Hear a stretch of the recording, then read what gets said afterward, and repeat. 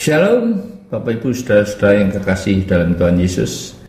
Marilah sebelum kita mempelajari firman Tuhan, kita berdoa terlebih dahulu. Bapa kami yang ada dalam kerajaan surga yang mulia, terima kasih ya Tuhan untuk hari yang baru, atas berkat-Mu, atas kemurahan-Mu yang mengharuskan kami untuk selalu bersyukur padamu setiap hari. Tuhan, sebentar lagi kami akan belajar firman-Mu ya Tuhan. Tolong Tuhan urapi lidah dan bibir hamba-Mu yang hina ini, dan jadikan hamba-Mu sebagai saluran hayat-Mu yang mengalirkan hayat sampai meluber, meluap kepada para pendengar firman ini. Dan Roh Kudus yang bekerja untuk menghidupkan roh mereka dan memberikan hikmat serta kebijaksanaan agar dia mengerti firman-Mu dan melakukannya dalam kehidupan mereka sehari-hari.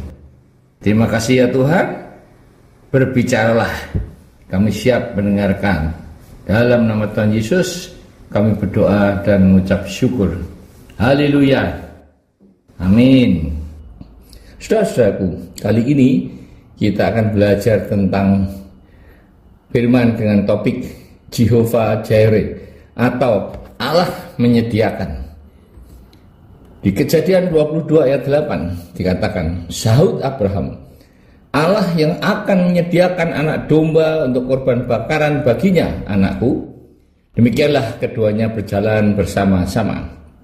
Inilah kata-kata yang diucapkan Abraham ketika Ishak bertanya kepadanya dalam Kejadian 22 ayat 7. Bapa, di sini sudah ada api dan kayu, tetapi di manakah anak domba untuk korban bakaran? Saudara-saudara, dapatkah dibayangkan betapa hancurnya hati Abraham ketika ditanya Ishak seperti itu? Karena dia tahu bahwa Ishaklah yang akan dijadikan korban bakaran atas perintah Allah, dan dia harus menyembelih Ishak dengan tangannya sendiri. Persembahan korban bakaran adalah untuk menebus kesalahan dan juga sebagai cara bersyukur. Nah, cobalah bandingkan dengan permohonan Abraham agar Allah tidak memusnahkan kota Sodom Gomora karena dosa-dosa kebejatan yang dilakukan oleh penduduknya. Dia berani menawar Tuhan, jika ada 50 orang yang benar, jangan dimusnahkan Tuhan. Tetapi Allah malah berkata, kalau ada 40 orang benar saja, maka kota itu tidak akan aku musnahkan. Nah, setelah itu Abraham berani menawar dari 30 menjadi 20 dan akhirnya menjadi 10 orang yang benar agar Tuhan tidak memusnahkan kota itu. Tetapi akhirnya dimusnahkan juga karena tidak ada 10 orang yang benar di Sodom Gomora. Saudara-saudara, namun Abraham begitu taat dan patuh ketika disuruh Allah untuk mengorbankan Ishak. Dia tidak tawar-menawar dengan Tuhan, tetapi spontanitas, pagi-pagi benar dia, Ishak dan kedua bujangnya pergi ke tanah Moria, yang dia sendiri juga belum tahu di manakah letak tanah Moria. Nah, saudara, Abraham sudah kaya semenjak di Ur Kasdim, tetapi dia sangat merindukan anak yang diperolehnya setelah menunggu selama 25 tahun. Tetapi setelah Ishak dewasa malah diminta Allah untuk dikorbankan. Ishak sudah dewasa, terbukti dari fakta bahwa dia sendiri yang membawa kayu bakar naik ke Moria. Nah, sekarang itu adalah the Dome of the Rock. Ishak juga taat kepada ayahnya karena dia tidak melawan ketika Abraham mendirikan mezbah, menyusun kayu, mengikat Ishak dan diletakkan di mezbah di atas kayu api. Ishak pasti tahu bahwa ternyata dirinya lah yang akan dijadikan korban bakaran. Seharusnya Ishak dapat lari atau melawan Abraham karena Abraham sudah tua, mungkin sudah berumur 120 sampai 130 tahun. Tetapi itu juga tidak dilakukan karena ketaatannya kepada ayahnya Abraham. Dia rela untuk dijadikan korban bakaran. Nah, ketika Abraham mengambil pisau untuk menyembelih anaknya, tiba-tiba berserulah malaikat dari langit agar dia tidak membunuh Ishak. Dan ketika Abraham menoleh, dia melihat domba jantan di belakangnya yang tanduknya tersangkut dalam belukar, dan lalu mengorbankannya sehingga korban bakaran tidak Ishak melainkan domba itu. Lalu Abraham menamakan tempat itu Tuhan menyediakan atau Jehovah Jireh. Saudara, apa yang dapat kita pelajari dari kisah ini? Satu, apakah Allah tidak konsisten dengan perintahnya? Karena dia sendiri melarang bangsa Israel untuk mempersembahkan anak-anaknya kepada dewa Moloch, yaitu dalam Imamat 18 ayat 21. Tetapi kenapa Ishak malah disuruh untuk dipersembahkan sebagai korban bakaran?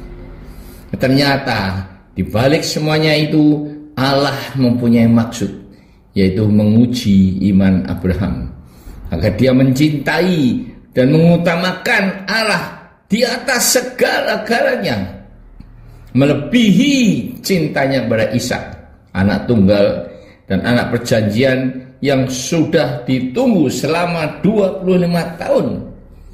Dia bahkan harus menyembelih Ishak dengan tangannya sendiri. Yang kedua, seperti tempat yang diberi nama Abraham, Allah menyediakan atau Jehovah Jireh memberikan pelajaran kepada saudara dan saya bahwa Allah akan menyediakan dan mencukupi kebutuhan kita seperti firman-Nya dalam Ibrani 13 ayat 5. Janganlah kamu menjadi hamba uang dan cukupkanlah dirimu dengan apa yang ada padamu, karena Allah telah berfirman, Aku sekali-kali tidak akan membiarkan engkau, dan aku sekali-kali tidak akan meninggalkan engkau. Saudara-saudara, syarat Allah mencukupi kita adalah agar kita tidak menghamba kepada dua Tuhan, yaitu Mammon dan Allah, secara bersamaan, karena pasti kita akan mencintai dan mengutamakan Tuhan yang satu daripada Tuhan yang lain. Dengan kata lain, jika kita mencintai uang, maka Allah akan dinomorduakan. Begitu juga sebaliknya. Saudara, bagi Abraham, Ishak adalah yang paling dia cintai, nomor satu dalam hidupnya, karena harta dan kekayaan sudah dia miliki sejak dulu. Begitu juga kita harus mencukupkan apa saja yang Tuhan berikan dan selalu bersyukur untuk apapun juga atas pemberian Allah. Jika keuangan yang ada hanya memungkinkan untuk membeli motor, maka jangan sekali-kali menginginkan mobil, karena iri hati akan timbul, pikiran jahat akan timbul, sehingga kita akan menghalalkan segala cara untuk dapat membeli mobil, apakah dengan cara korupsi, mencuri, ataupun menipu. Jika kemampuan kita hanyalah makan pecel atau soto di warung, maka janganlah mempunyai keinginan untuk makan steak di restoran. Cara bersyukur adalah dengan melihat orang yang kehidupannya jauh lebih susah dari kita, seperti pengemis atau orang-orang yang menderita cacat. Karena jika kita melihat orang yang lebih kaya, maka akibat dari keinginan yang tidak tercapai, kita akan frustasi, menggerutu pada Tuhan seperti bangsa Israel, yang bukannya berterima kasih karena sudah dilepaskan dari perbudakan bangsa Mesir, malah mereka itu menggerutu dan merasa bahwa kehidupannya sebagai budak malah lebih enak daripada hidup di padang pasir, walaupun dijanjikan Allah tanah Kanaan yang masih merupakan harapan.